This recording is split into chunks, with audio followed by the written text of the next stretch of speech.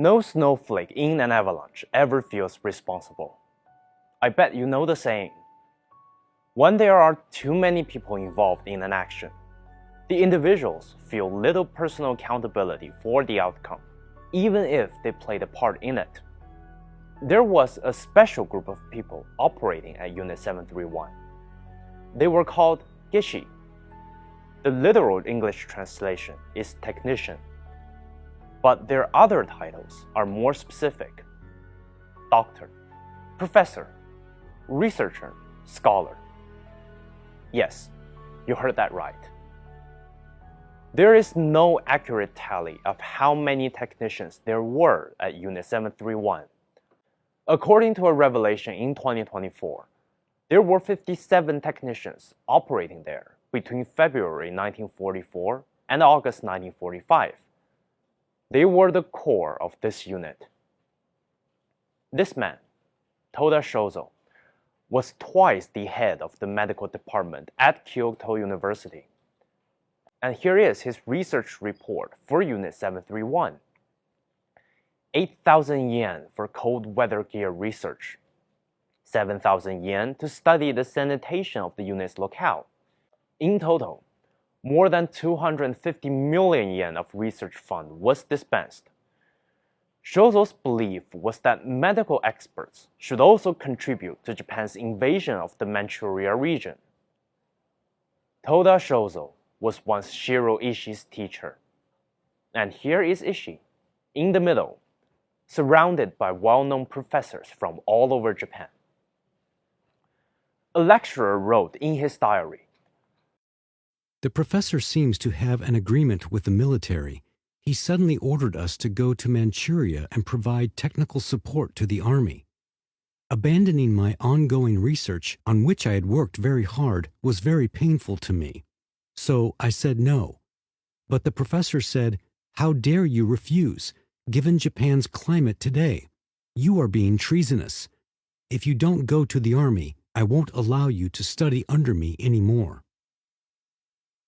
我们将七三幺部队的罪行呢，就是人体实验和细菌战，定性为日本自上而下有规模、有组织的国家犯罪和集团犯罪。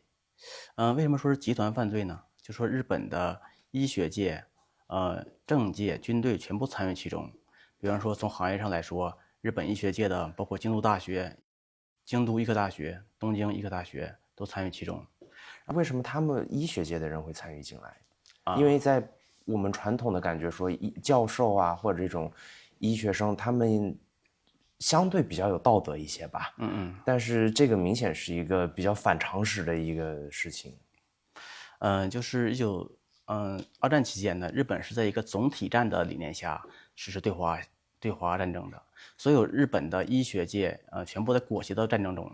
一方面呢是通过制度政策让他们参与到侵华战争中，另一方面是他们以个人也有意愿来到731部队，以所谓的科学研究的名义来参与侵华战争，是这样的一个形式。那当时他们来参加的时候，他们会收到报酬吗？对呀，他们会以一种嘱托的身份来到731部队。所谓嘱托就是委托他们承担一项科研项目，就所谓的科研项目，就是比如说东商实验的实验班班长。吉村寿人就是嘱托的身份来到731部队，委托他实施东商实验。那他像这种是部队跟大学有协议，还是直接找到他们个人？是部队，不是731部队与大学有协议，是日本，在统一动员的他医学界的力量来参与731部队，不是个人之间的行为。所以那可以说他们是主动过来的吗？对啊，是日本国家动员，也是他们个人有意愿参加731部队的。那当时是一种，就大家是一种什么心态呢？是被鼓吹的这种集体反华、集体来做，还是他们就是我抱着医学的态度来，但是就是用医学作为一个掩盖的借口吧，来掩饰自己其实在犯罪的这种心态？人体实验就是如果是正常的人体实验是需要有知情权的，是符合医学伦理，但731部队的人体实验是没有知情权，全部都是强迫的实施的，从人体实验的设计到实验到细菌武器的制造，一系列全是他们系统规划好的，是一种反人类的暴行。所以当时呢，他们这些人呢，一方面是受着日本军国主义思潮的这种裹挟，另一方面呢是自己认为我来做这个实验，我就是为国家，为侵华战争服务的。他们心中有这个为国家服务的这个意念，所以他们也来到了731部队。所以这些人呢，我们还是这些人，就是虽然他们被了国家的政策所裹挟，但是他们他们自己的内心也是有这种犯罪行为的。1925年签署的日内瓦议定书里面就明确规定了，禁止任何国家从事这种细菌研究工作。其实你自己国家研究这个细菌是正常的，但是呢，日本它是用我们国家的人然后做实验，所以说这个是违反国际公法的。如果他要是合规合法的话，他没必要去炸毁，在临走的时候又杀，又烧又炸。把这个整个的细菌实验和这个人体实验的核心都炸没了。8月15日他们宣布投降，8月9日凌晨他们得到了撤退的命令。因为731部队太重要了，提前接到撤退命令以后，他们炸毁了整个这个建筑，然后烧毁了研究资料，然后这个杀死被实验者。但是其中就是把这个最重要的人体实验报告书留下了。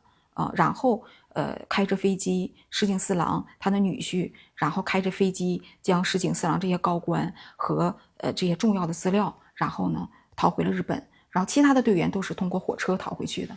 所以说逃回去之后，进行了日美交易。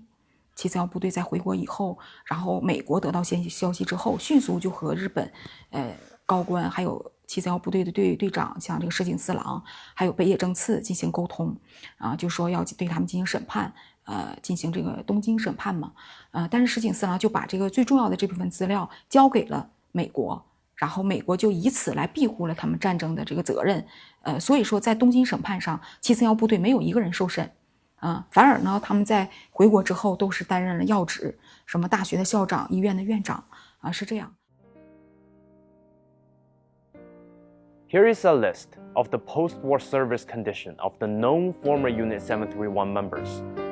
After the war, they went on to become professors, director of hospitals, lecturers at medical colleges, health officials in government.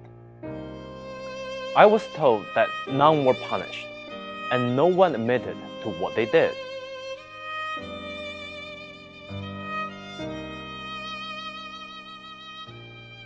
This used to be the boiler room.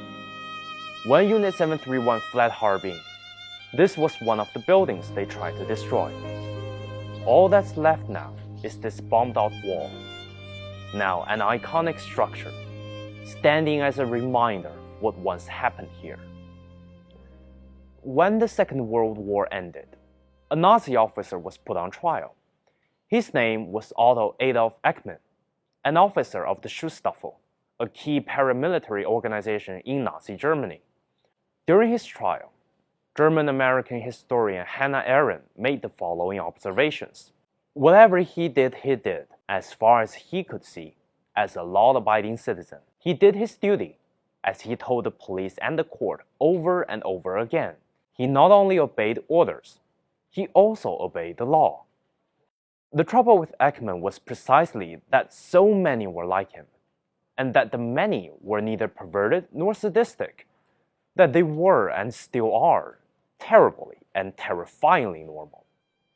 From the viewpoint of our legal institutions and of our moral standards of judgment, this normality was much more terrifying than all the atrocities put together. Couldn't that observation be applied to Unit 731 and those who are still hiding their past atrocities from the world? Militarism corrupted many people.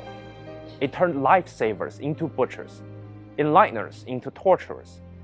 Militarism was the source of evil. But that doesn't exonerate those who did the unspeakable. It doesn't give them the right to hide their past, perched on their splendid thrones built on blood and bones, living their lives in normality. If they escaped justice, how can we show the future generations that following evil is no different from enabling it? Driven by the wrong reasons, humans are capable of great atrocities. Militarism is anti-human, anti-civilization. It means extreme cruelty and callousness towards human lives and dignity. And it never died, Those who escaped justice and risen to high places kept that dangerous ideology alive. And that's why we need to keep talking about them, putting those events on display for the future generations. It is not an accusation. It is a warning to every single one of us that if we aren't careful, how easy it could be for people to be swept away by that tide and become butchers again.